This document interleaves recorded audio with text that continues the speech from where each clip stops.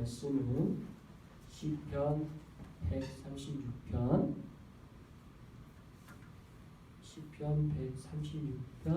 21절에서 26절까지 말씀입니다. 자, 여러분이 한 절씩 교독하도록 하겠습니다. 그들의 땅을 기업으로 주신 이에게 감사하라. 그 인자하심이 영원함이로라. 그 종 이스라엘에게 기업으로 주신 이에게 감사하라. 그 인자하심이 영원함이로다. 우리를 비천한 가운데에서도 기억해 주신 이에게 감사하라. 그 인자하심이 영원함이로다. 우리를 우리 대적에서 건지신 이에게 감사하라. 그 인자하심이 영원함이로다. 모든 육체에게 먹을 것을 주신 이에게 감사하라. 그 인자하심이 영원함이로다.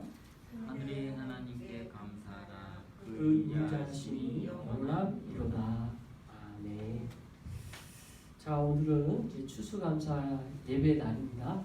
이미 11월 첫째 주에서부터 우리가 감사에 대한 묵상을 쭉 했지요.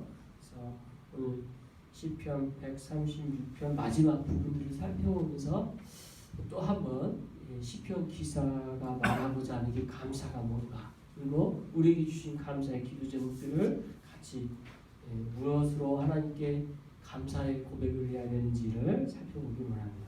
먼저 시편 136편은 솔로몬 성전에서 불러졌다라고 기록되어져 있습니다. 여호사밧의 군대가 두고야 광야에서 승리할 때 불렀던 승전가로 또 알려져 있는 그런 시편입니다. 그래서 오늘 위의 내용을 이렇게 보진 않았지만 간략하게 말씀드리면 먼저 맨 1절부터 3절 맨 처음에는 삼위 하나님에 대해서 지난주 살펴봤죠. 그리고 그 삼위 하나님에 대한 찬송이 이어진 다음 그 4절부터 9절까지 그 창조주에 대해서 창조하신 물이 얼마나 놀라운지에 대해서 쫙 고백한 다음에, 그리고 10절부터 22절까지에 대한 것은 애굽에서부터 구원, 또 광야 기간, 또 가나안 땅에 어떻게 입성했는지에 대한 내용까지 쭉 나오고 오늘 본문이 이어져요. 그래서 가나안 땅을 어떻게 들어왔어요? 본래 그 땅에 살았던 사람들 있잖아요. 가나안 족속들이 있었죠. 그 특히 7 족속들이 있었는데 그들 가운데 대표적인 몇 사람들이 또 언급되면서 그들을 이기시고 들어가게 하신 하나님께 감사하라는 내용이 나옵니다. 그리고 21절 이렇게 시작하죠. 같이 읽어봅니다. 시작. 그들의 땅을 기업으로 주신 이에게 감사하라. 그 인자하심이 영원함이라. 본래 그들의 땅, 여기서 그들은 누구냐면 가나안 땅에 살았던 사람들인 거죠. 그들에게서 빼앗아 주신 거예요. 본래 그 땅을 약속하셨지만 그 땅에 살고 있는 이들이 있었기 때문에 그들을 이기시고, 그리고 그 땅을 들어가게 하신, 그리고 그 땅을 기업으로 주신 이에게 감사하라. 여기서 이는 누굽니까? 하나님이 말하는 거죠. 자, 성경에서 땅과 기업이라는 이 단어 굉장히 제가 올해 설교 가운데 많이 나왔던 주제였고 중요한 단어였어요. 좀 기억이 나십니까? 기업이라는 단어가 왜 중요했는가? 본래 땅이라는 거, 땅을 기업으로 준다라는 거, 그게 처음 나온 게 여호수아 때예요. 그죠? 우리가 여호수아서를 묵상했었잖아요. 여호수아가 했던 일이 뭐냐면 땅을 정복하는 일이 했었던 일이고, 그 땅을 나눠줬던 일을 했던 게 여호수아가 했던 가장 중요한 일이거든요. 근데 재밌는 건 여호수아라는 이름과 예수님과의 이름이 같아요.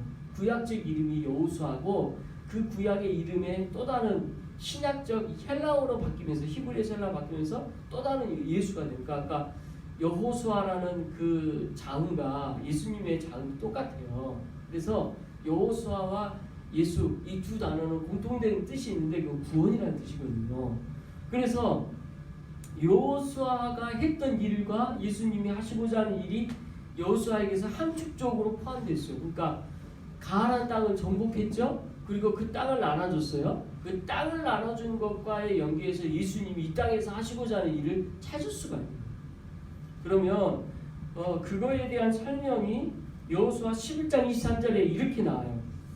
주보 안에 보이죠? 여호수아 11장 23절 같이 읽어봅니다. 시작.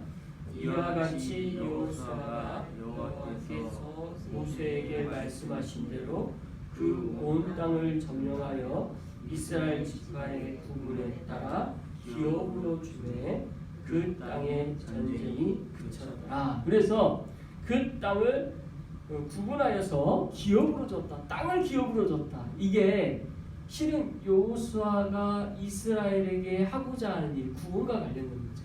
그러니까 하나님께서는 우리에게 뭘 주셨어요? 구원을 주셨잖아요. 근데 그 구원의 의미를 더 예수님은 명료하게 뭐라고 설명하냐면 상속자의 개념으로 설명해요. 그러니까 그게 이제 신학적 의미로 로마서 8장 17절 그 밑에 있죠. 같이 한번 읽어봅니다. 시작. 자녀이면 또한 상속자 곧 하나님의 상속자요 그리스도와 함께한 상속자니 우리와 그와 함께 영광을 받기 위하여 고난도 함께 받아야 할 것입니다. 아주 중요한 구절이 이게 뭐냐면 자녀이면 상속자래요. 그러니까 본래 여기서의 상속자의 개념이 구약에서의 기업이에요. 그리고 땅이에요. 그러니까 무엇을 우리에게 상속해 주셨고 우리에게 주셨냐? 크게 한 가지 자녀됨으로 우리가 받을 자격을 주셨고요. 두 번째 실제 받을 유업, 상속 받은 게 뭐냐면 하나님의 나라는 거거든요. 그러니까 우리는 신약에서는 이게 이미 하나님의 자녀된 권세로 그리고 우리가 하나님의 자녀된 권세로 얻게 되는 모든 것을 유업이라고 이제는 적용할 수 있지만 구약적 개념에서는 아직 거기까지 생각이 안 가요. 그래서 땅이라는 단어로 그리고 기업이라는 단어로 설명하게 된 거죠. 그래서 정리를 하면 이 시편 기자도 지금 그들의 땅을 기업으로 주신 이에게 감사하라 이것은 무엇으로 연결되냐? 구원으로 연결돼요. 구원. 우리를 구원해 주셨어요. 그리고 그 구원해 주심에 대한 연결로 말미암아 우리가 거기에 감사하는 거죠. 그러니까 가나안 백성들에게서는 이 땅, 저기 이스라엘 땅이 없었어. 네. 왜요? 지금 터전을 아직 주지 않아요. 근데 하나님 약속을 하시죠. 뭐라고? 가나안 땅 주겠다. 그 약속을 믿고 그 약속들을 이루셨고 그 약속의 핵심은 결국 예수님을 통해서 구원 주시는 것으로 연결되는 거죠.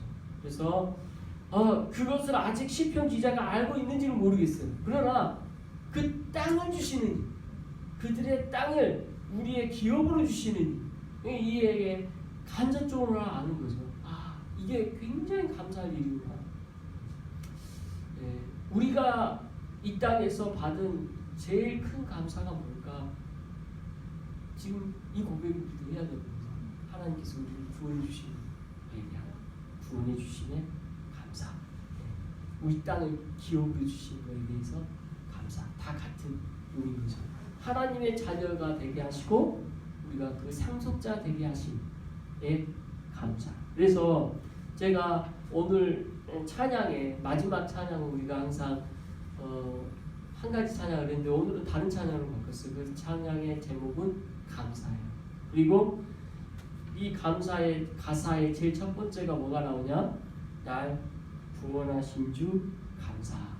이게 우리가 이제 시편 기자에게는 땅을 기업으로 주신 이의 의미지만 우리에게는 이렇게 구원해 주심에 감사로 고백해서 그 감사가 저 여러분 안에 있습니까? 네, 정말 이 이상 뭐 감사할 일이 없어요. 네, 감사할 일이 없어요. 우리 그들의 땅을 기업으로 주신 이에게 감사하라. 그래서 이 감사의 간격을 이 시편 기자는 하고 있고요. 감사하라 라는 이 감사의 단어도 다시 한번 정리를 하겠습니다. 지난주에 제가 강조했던 세 단어 키워드가 생각나십니까? 네. 잊어도 괜찮은데 다시 한번 이 오온에 대한 설명을 하면서 간략하게 말씀드리죠. 감사의 본래 이 단어는요 우리나라 단어로 바뀐 거예요. 완전히. 본래 이 단어의 오온은 야다라는 단어가 변형이 된 단어예요. 그러니까 실제는 야다라는 것은 이 쫓겨가다 이런 뜻이거든요. 그러니까 이게 무슨 감사, 무슨 상관이 있는 단어? 전혀 의미가 없죠. 근데 이게 히브리 사람들은 이 단어를 변형을 하는데 9가지 형태로 변형을 하는데 그 중에 히필이라는 변형으로 바뀌면 이게 고백이라는 단어를 써요. 예, 성경 용례 중에 제일 첫 번째 쓰는 단어가 고백이라는, 그리고 두 번째 선언이라는, 세 번째 찬양이라는 걸 써요. 그러니까 기억하세요. 고백, 선언, 찬양. 근데 제일 처음 먼저 설명하는 선언인데 이 선언이라는 단어로 쓰일 때의 용례는 뭐냐면 하나님을 향하여 우리가 선언하는 거예요. 어떻게? 당신은 거룩하십니다. 하나님, 당신은 전지전능하신 하나님이십니다. 이런 식으로 그분의 성품에 대하여, 그분의 속성에 대하여, 하나님에 대하여 아는 지식으로 하나님은 어떤 분이십니다라는 선언된 선포, 이것이 먼저 이 단어 뜻이에요. 원래. 그러니까 감사랑은 전혀 상관없는 우리가 느낄 때 그런 느낌의 내용이에요. 첫 번째, 선언 기억하세요. 선언. 하나님을 향하여 어떤다? 선언한다, 선포한다. 그러니까 말로 당신 어떤 분이십니다 라는 게 선언이잖아요. 예, 그렇게 팍 하나님 앞에서 우리가 당신 어떤 분이십니다 라는 고백이에요. 예, 여러분은 하나님 앞에 뭐라고 하나님을 말씀드리고 싶습니까? 그러니까 구약에 있어서 이 선언적인 선포, 하나님에 대해 선언적인 선포의 대표적인 게 뭐냐면 야곱의 하나님, 아브라함의 하나님, 그 하나님이 바로 나의 하나님이다라는 선언적 선포가 있어요. 하나님에 대한 거. 그렇죠? 그게 많이 나와요. 구약에 읽다 보면 이게 어떤 의미냐면 시간과 공간을 초월하고 그 하나님에 대하여 이해할 수 있는 영역이 그것밖에 없잖아요. 선포할 수 있는 게. 내가 나의 아버지를 알고 할아버지를 아는데 그들이 믿었던 하나님, 그때도 여전히 살아계시고 지금도 살아계시는 하나님, 회전하는 그림자도 없으시는 하나님, 변하지 않으시는 하나님, 영원히 그 자리에 계시는 하나님, 한번 약속하심을 어기지 않으시고 끝까지 지키시는 하나님, 그 개념이 딱 그 안에 있는 거예요. 그렇죠? 네. 그 하나님에 대한 고백을 선포하는 것, 그게 감사의 첫 번째 의미예요. 이건 정말 우리가 정확하게 기억해야 돼요. 감사는 선포 선언이다. 두 번째, 감사는 고백이에요. 어떤 고백이냐? 내 자신을 볼 때 나에 대하여인 거예요. 그러니까 하나님 앞에, 하나님은 어떤 분이시지만 선언이, 나는 하나님 앞에 너무나 작고 연약한 죄인일 뿐인 거죠. 제가 예수님을 처음 만나는 그런 과정 가운데 하나님을 생각하고 날 생각하니까 나라는 존재가 너무 미약해. 나 같은 게 뭔데 나를 이렇게도 사랑해 주실 수 있을까? 뛰어나지도 않고 늘 연약하고 부족하고 또 죄인인데. 네. 그래서 참 종교가는 돌아가신 목사님 중에 한 분이 강단에 서서 이렇게 목회자들이 될 사람들 앞에 서서 나는 80년 묵은 죄인입니다. 이런 고백을 하시더라고요. 80년 묵은 죄인이다. 이분은 그 자기의 고백이 하나님 앞에서 죄인일 수밖에 없고 연약할 수밖에 없는 고백을 하는 거죠. 저도 그 고백밖에 없어요. 과거에는 착하게 살려고 했고 좀 착한 아들로 살고 싶었고 엄마 아빠 말씀 잘 듣는 그런 아들로 살고 싶었던 게 있었거든요. 그래서 난 스스로 착해야 된다고 생각했어요. 그래서 악하기 싫었어요. 그랬던 게 전데 예수님을 만나니까 내가 얼마나 심각한 죄인인 걸 알게 됐고 그 죄인됨을 알게 되니까 비로소 저는 고백하게 된 거죠. 그 어마어마한 위대하신 하나님 앞에 나는 얼마나 작은 존재인가. 그런데 날 사랑하신다. 그래서 나는 하나님 앞에 고백할 수밖에 없죠. 부끄럽지만 난 죄인입니다. 베드로가 마치 자기 죄를 예수님 앞에 드러내서 예수님을 알았을 때 고백했듯이 나는 죄인이다. 나를 떠나소서라고 했던 고백처럼 우리는 하나님 앞에 그 고백을 할 수밖에 없는 거죠. 그래서 감사의 두 번째 의미는 뭐냐? 나를 향하여 나의 연약함과 죄됨을 고백할 수밖에 없는 거예요. 기억하십시오. 고백. 자, 세 번째는 뭐냐? 찬양이에요. 찬양. 우리가 감사할 때는 이 고백 안에 하나님이 누구시고 나를 알게 되는데 이 격차가 얼마나 커요. 근데 날 사랑하시니 거기에 느껴지는 나의 고백에 대한 표현이 뭘로 나와요? 노래로 나오는 거예요. 찬양으로 나오는 거예요. 그래서 이렇게 이 세 단어가 함축되어져 있는 단어인 거예요. 첫 번째 선언, 두 번째 고백, 세 번째 찬양. 이 세 단어가 확 박혀서 이게 우리나라 말로는 뭘로 번역하는 게 좋을까? 영어의 땡스를 번역하는 게 중요한 게 아니에요. 그냥 땡스의 그 의미가 아니고 하나님 앞에서 우리가 선언하고 내 앞에서 내 자신을 볼 때는 고백할 수밖에 없고 그리고 하나님을 향하여 이 내 자신을 볼 때 찬양의 고백 이 있는 거죠. 이 세 단어를 딱 담는 단어가 감사라는 거죠. 그래서 감사는 이 세 단어를 기억하면서 해야 된다는 것입니다. 또한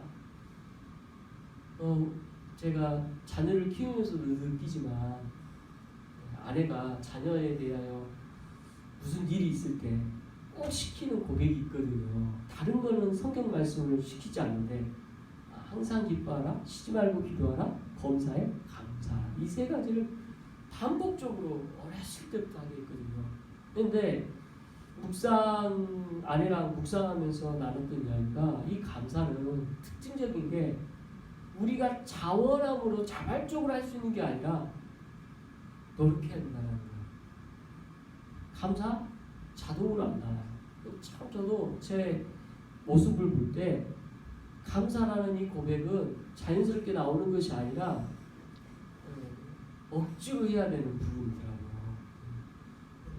기뻐하고 기도하고 감사는 내 자원함에서부터 마음껏 쉽게 나오는 것이 아니라 억지로라도 해야 되는 거거든요. 어쩔 땐 감사할 수 있죠. 그런데 우리의 일상이 그런가요? 일상 기뻐할 수 있고 감사할 수 있는 일상이 아닙니다. 그런데 그것을 의지를 들여서 하도록 노력하는 것. 그게 이제 우리가 해야 될 역할인 거죠. 하나님의 자녀로 신분을 받긴 우리가 해야 될 일인 거죠. 그게 감사라는 것입니다. 그래서 감사라는 이 단어를 우리가 묵상을 하면서 5원적으로 첫 번째 세 가지 단어로 정리를 했고 또 하나 더 감사는 의지를 들여서 해야 한다는 것을 고백하게 됩니다. 그래서 우리가 이 감사라는 이 단어 하나만 묵상을 해도 참 고백해야 되고 더 많이 살펴봐야 할 것들이 있는 것을 보게 됩니다. 그리고 그 인자하심이 영원함이로다. 인자라는 단어 지난주에도 제가 설명을 했죠. 인자하면 약속을 떠오르는 단어예요. 인자. 원래 이게 헤세드라는 히브리어인데 헤세드라는 단어를 기억하십시오. 이 단어가 성경의 구약에서 가장 많이 있는 개념인데도 불구하고 가장 어려운 개념. 우리가 이해하기. 근데 단순하게 영어로 설명을 하면 mercy, 자비라는 단어로 제일 많이 번역되는데 절대 이게 그렇게 단순한 단어가 아니거든요. 왜냐하면 이 단어는 하나님의 속성과 관련되어 있는 단어인데요. 하나님의 성품, 하나님이 어떤 분이신가와 관련됐다는 거죠. 근데 그것이 약속과 관련된 거예요. 하나님 어떤 분이시냐? 반드시 약속을 지키시는 분이에요. 이게 그 하나님의 성품이에요. 근데 하나님의 이 약속의 성품이 사람과의 약속도 어때요? 반드시 지키셔. 그래서 하나님이 우리를 구원하셨다고 약속을 하셨어요. 그럼 이 약속하심을 어떻게 하시겠어요?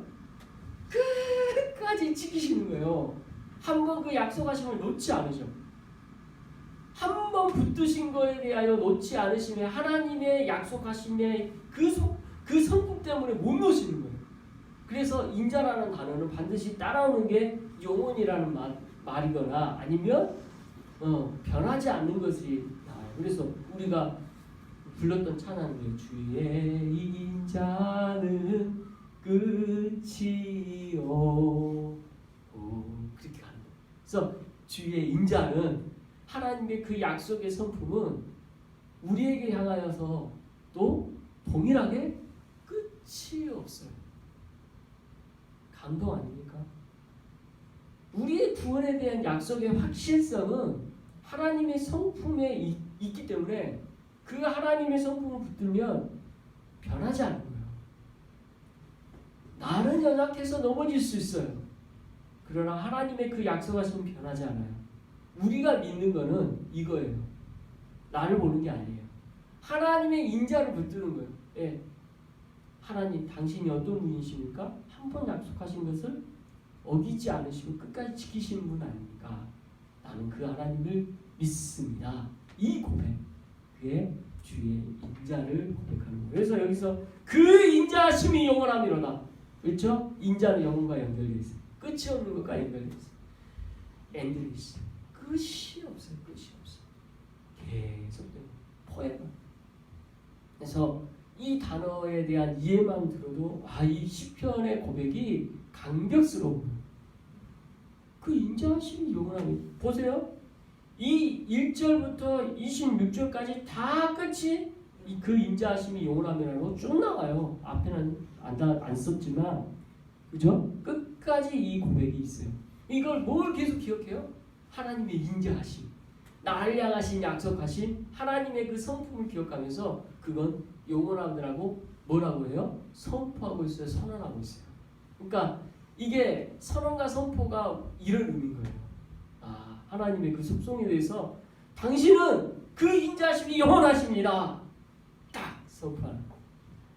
이게 감사와 연결된다는 거죠. 22절 같이 읽어봅니다. 시작. 곧 그 종 이스라엘에게 기업을 주신 이에게 감사하라. 그 인자하심이 영원하니라. 그래서 여기서도 그 종 이스라엘에게 기업으로 주시니 21절에 대한 내용을 똑같이 한 번 더 설명하고 있는 거죠. 23절 같이 읽어봅니다. 시작. 우리를 비천한 가운데서도 기업해 주신 이에게 감사하라. 그 인자하심이 영원함이로다. 이 시편 기자는 특별히 23절에서 우리의 상황과 형편을 생각하면서 이 부분을 기록한 것 같아요. 막 비천함을 느낄 때도 있고 나의 연약함을 막 떠오르게 할 때도 있고 좀 몸이 아플 때는 어떻습니까? 우리 마음도 약해져가지고 같이 막 쭉 쳐지잖아요. 예. 이 추수감사 예배하면 좀 떠오르는 분이 한 분인데 손양 목사님이라는 분이 꼭 떠올라요. 손양원 목사님. 이분은 일제치하 때 이제 감옥에 투옥되어서 엄청나게 매질을 당하셨고요.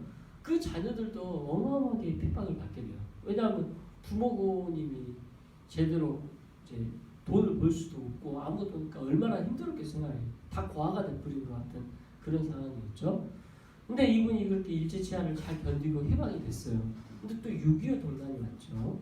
이 6.25 동란 때 이게 첫째 아들이 곧 미국으로 유학을 갈 상황이었거든요.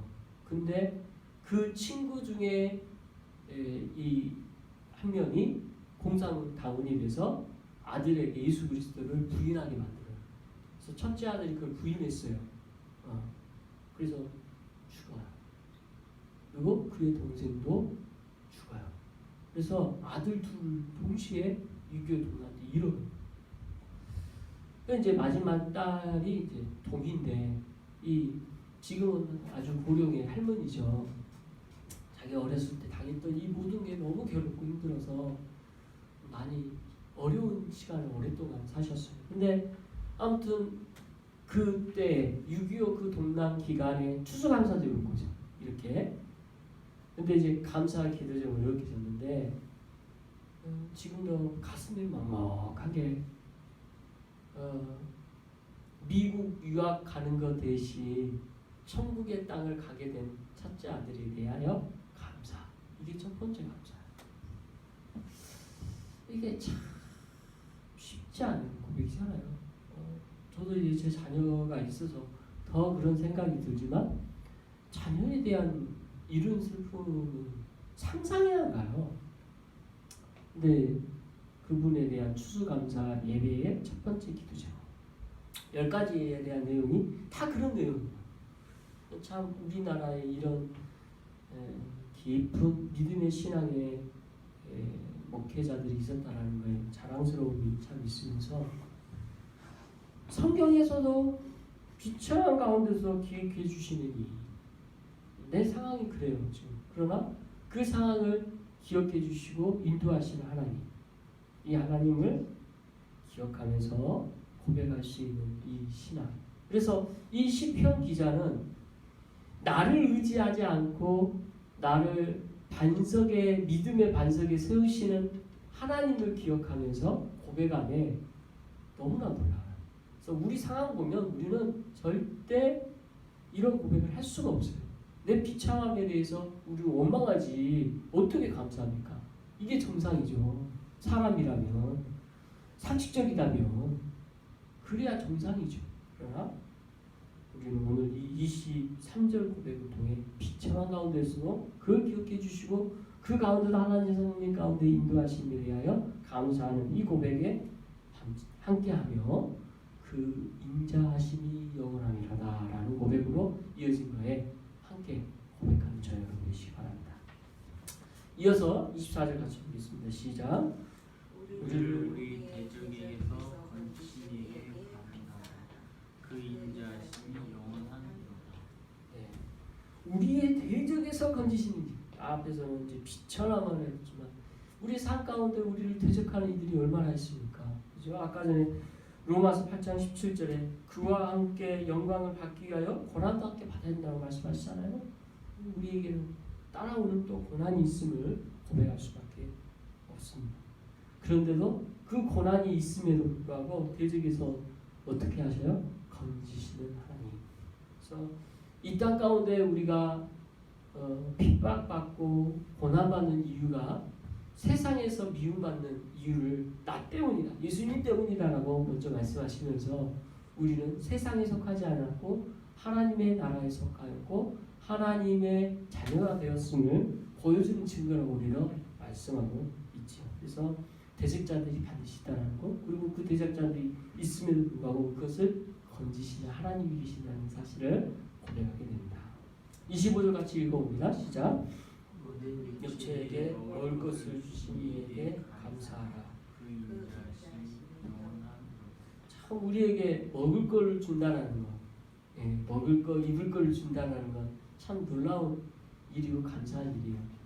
제가 막 개척 나왔을 때만 해도 뭐 어떻게 할까, 목회자인 저도 굉장히 두려웠거든요. 지금 쉽지 않은 결정이고 지금 여러분도 느끼겠지만 뭐 많은 성도가 온 건 아니지만 그럼에도 불구하고 제가 감사하고 감격스럽고 할 수 있는 이유는 딱 하나입니다. 모든 거 하나님께서 먹을 거, 입을 거 다 책임져 주신다는 확신. 그 확신이 있기에 감사하며 이 자리에 설 수가 있습니다.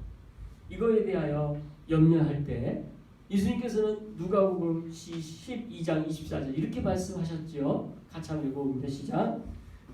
까마귀를 생각하라. 심지도 아니하고 거두지도 아니하며 골방도 없고 창고도 없으되 하나님은 기르시나니 너희는 새보다 얼마나 더 귀하냐. 예, 이렇게 말씀하셨어요. 까마귀하고 비교할 바도 없는데 굶어 죽지 않고 잘 살고 있지 않냐. 근데 하나님께서 그렇게 기르신 것처럼 내가 너희들을 보호하고 지금까지 지키고 있지 않느냐. 너희가 얼마나 더 귀한데 그걸 모르냐. 하나님 우리를 지키십니다. 이 고백 또한 우리가 반드시 해야 될 고백이죠.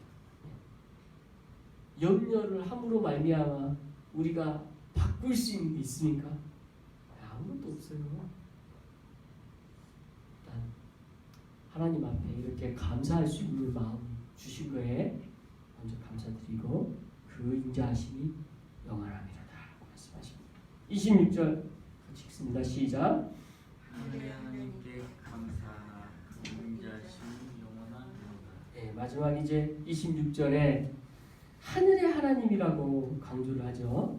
이 하늘의 하나님.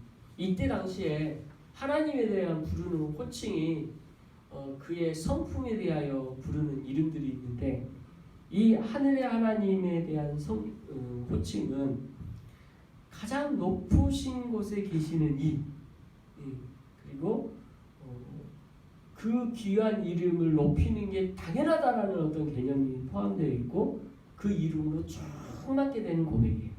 그러니까 우리가 하늘의 하나님이라고 부를 때 이 하늘을 하나님으로 대칭하는 대표적인 단어거든요. 히브리 개념으로서는.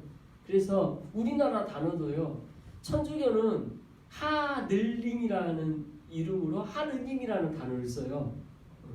그래서 이 하늘 개념을 갖고 있는 거죠. 근데 우리 기독교에서, 우리 개신교에서는 뭐라고 번역합니까?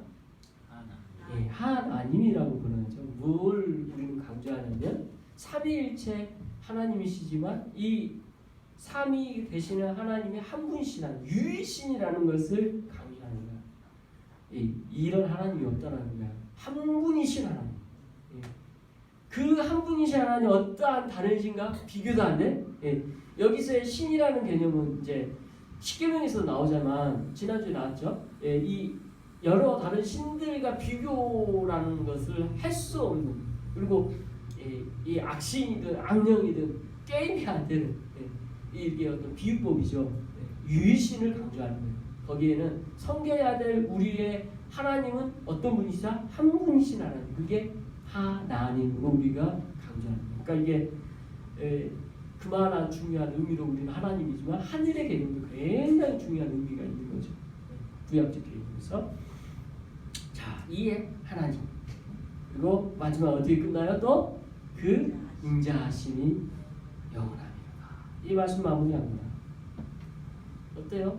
이 시편의 묵상을 통해서 주어진 우리 마음에 어떤 마음입니까? 정말 더 감사해야겠다. 그리고 내가 1년을 돌아볼 때 감사하지 못했던 것들이 뭐가 있었고 감사해야 되는데도 불구하고 원망을 했거나 하나님의 섭리 가운데 맡기지 못했던 것들이 혹시 있었던 게 있지 않나 좀 돌아보기 있어야 될 줄 압니다. 그래서 특별히 매 순간 우리가 감사해야 되고 의지를 들여 감사해야 되지만 이 감사라는 고백을 특별히 이때 더 해야 되는 것은 맞다. 마땅히 더 강조해야 되는 게 맞다 생각을 해서 이 시편도 묵상하면서 3주간 감사에 대해서 묵상을 했습니다. 그래서 오늘 이 감사에 대한 묵상으로 이 2019년을 잘 마무리하는 저와 여러분 되시길 그리스도 이름으로